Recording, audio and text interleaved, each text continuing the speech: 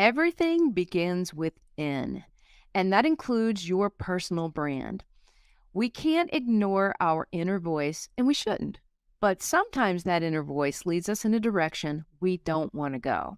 And most of the time, it's truly an unconscious thing. So today we're talking about the importance of developing your inner brand before you let it shine for the world to see. Before we begin, if you're interested in developing your personal brand, please make sure to check out our Profitable Brand Mastermind, where we work hand in hand with coaches, creators, and experts to tell and showcase their story in a compelling and authentic way. And you can learn more about that at brandfacemastermind.com. Yeah, we believe that there are three things that need to happen before you present yourself the way that you really want the world to see you. Okay. You've heard us talk many times. The brand comes first. And Tanya had the genius of saying, actually, there's some mindset that comes even before the brand, right? And so we're going to talk about that. Most of you who are listening to this may be thinking, just be yourself, be authentic, don't try to pretend to be someone you're not. And on the surface, all of those things are actually true. But the problem is, so many of us believe things about ourselves that are not true, and it's impacting the way we show up in the world. You hear like mindset a lot of times, you mindset coaches, which I would actually endorse. We have a couple. Reach out to us. We know exactly who you need to work with if you're battling with these things. We want better, but our own beliefs bring serious limitations, and they hold us back a lot of times from being who we really are or who we really want to be. Effectively, your conscience can lie to you. That's so true. And when your inner voice is holding you back, well, how do you fix it?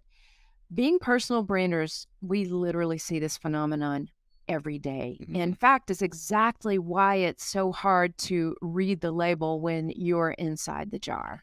Yeah, it's much easier when someone else is looking in and helping you, especially someone who is trained for that. Okay. That's a takeaway. I want everybody to write down, only deal with people who are trained to do that, to see the things that you may be missing. So let's dig into the three things that can help you develop your inner brand so you can shine that outwardly and create that abundance that you're looking for. Exactly.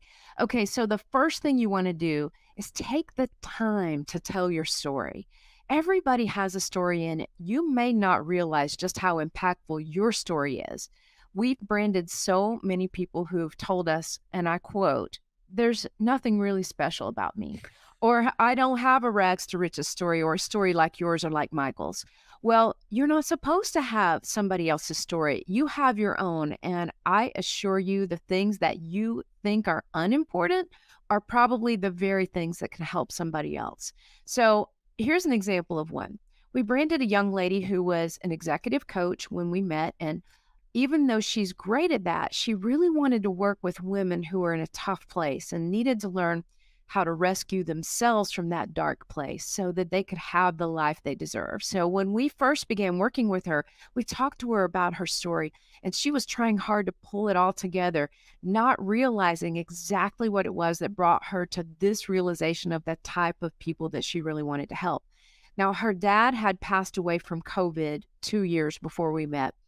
And one night she called her mom after her dad's passing, and her mom sounded suicidal. She was in a very bad place. She was giving up and just did not want to deal with life anymore. And this young lady that we worked with, she spent a long time on the phone with her mom that night and talked her out of that place of despair. And she remembered that. It just really made a turning point for her. She remembered that story, and when she did, everything clicked. She knew she wanted at that point to empower women to rescue themselves and reset their thoughts from self-doubt to self-worth. And that's actually her elevator pitch. So you see, even though the story wasn't her own, it wasn't her own experience, it was her mom's, it put her in a position to be able to see her own self-worth, like what she was really great at. And that was exactly where she belonged. So when you're thinking about your own story, ask yourself this question: was there a specific person or event in your life that influenced who you are or what you're doing today? If you ask yourself that question, it's going to tell you a whole heck of a lot, and you're going to find stories that you really didn't realize existed before. Yes. And I want to say before I talk about number two, everybody takes this journey. Absolutely. Every human being. Number two, ignore everyone else's story. And we can't stress this enough to people. I started out in the auction business. I'm going to tell you my personal story a little bit. And I knew from the time I was 7, this is exactly what I wanted to do. Okay. I went to a car auction with my dad. He was in the car business. And we got there and we're walking up to the auction house. And this guy passes us in an Eldorado Cadillac with a white carriage roof, a white supple leather, and it's a gorgeous midnight blue car. And he gets out and he's got a trench coat on and a loose tied tie and a big old huge diamond ring and a gold Rolex watch. And I'm like, wow, I'm like just enamored. I was like, Dad, who is that? And he's like, oh, that's Steve. That's the auctioneer. And I'm like, that's what I'm going to do. And luckily, by providence, I remembered that in my senior year of high school, and I did that. I started straight into being an auctioneer. I was enamored by auctioneer. I loved the craft. I loved the style. I was just mesmerized that somebody could actually do that. But I knew I had to carve my own path, sort of instinctual, and I had to do things my own way because you would hear an auctioneer, and I could try to mimic that auctioneer, and in my mind, it mimicked that auctioneer. It sounded to me like that auctioneer, but when I taped it and I compared the tapes, they were different. And the reason why is because we all have our own unique perspective. I say this all the time. Stevie Ray Vaughan was famous for picking up Eddie Van Halen's Flying V guitar one time and playing it. And a guy says, oh, what did it sound like? And he said, it sounded like Stevie Ray Vaughan. Because they're two different guitarists, right? It didn't matter that he was playing with the same equipment. It still sounded like him. And so that's the way auctioneers are too. And that's the way every one of y'all are in your own voice. I made a name for myself in that profession, and it brought me the opportunity of a lifetime, which had me traveling around the United States, licensed in 30 states. I've auctioned properties in 40 states, 7 years as a real estate auctioneer and broker. Being serious about what I did and carving my own path put me in a position to be America's top selling real estate auctioneer. Nobody has sold more residential properties than me. After that happened, I also met Tanya, and we began to build my story. She did. She taught me I needed to tell this story. Like, this is compelling, and nobody else has done this. And this is a point of differentiation that you have to really let the world know. And the point she made to me was I didn't get there by imitating anybody else or envying anybody else, which is huge. Guys, if you've got your eye on somebody else and you're thinking, man, I wish I could be like them, you are not living your life. You're living theirs in the shadows because your path is going to be different. You want it to be different, right? And I just did what I knew to do, and I was serious about it, right? And when you do that with confidence, you gain what you gain really is immeasurable. It truly is. And this is what a great personal brand is going to do for you. It also means one more important thing, that you have no competition. When you actually can articulate your own story. And the reason why is because nobody else's story is like your story. Yeah. And I promise you, your story is important.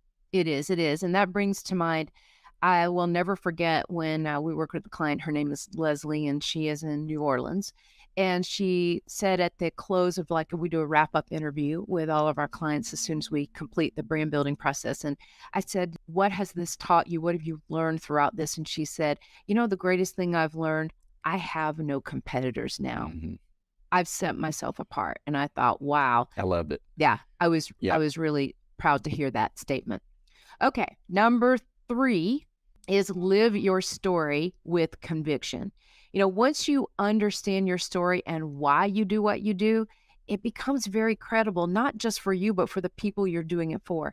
They understand why and how you're equipped to help them, and that brings even more confidence that you're headed in the right direction. Mm-hmm. So, as you probably already know, though, which is why we're doing this video, right, about inner thoughts and your inner brand, is that life can intervene in all of this. Today, we can feel very confident. Tomorrow, someone says or does something that literally makes us doubt ourselves. So live your story and brand with great conviction. And I can tell you it's much easier to do that once your brand is built from top to bottom. Mm-hmm. Every day, your brand messaging and image will remind you of your mission. And when it's ingrained internally, no one can penetrate that confidence. No one, right? Yeah. And just thinking about developing your inner brand first is really critical to making sure that that brand you put out there for the world stays out there for the world. And that's why Live Your Story with Conviction is the last one. You know, my grandpa would say, be deliberate. That's right. Everything Yeah. you do, be deliberate about it. And Mhm. people will respond to that. So let's recap it. All right. Number one, take the time to tell your story and don't believe any doubts in your mind that your story is not important, because it is. I promise you, every human being, every one of us. Number two, ignore everyone else's story, right? I'm not telling you to not pay attention to their story in the ways that you could be inspired by somebody else's story. I'm telling you, don't live anybody else's story. Live your story. And that's number three, with conviction.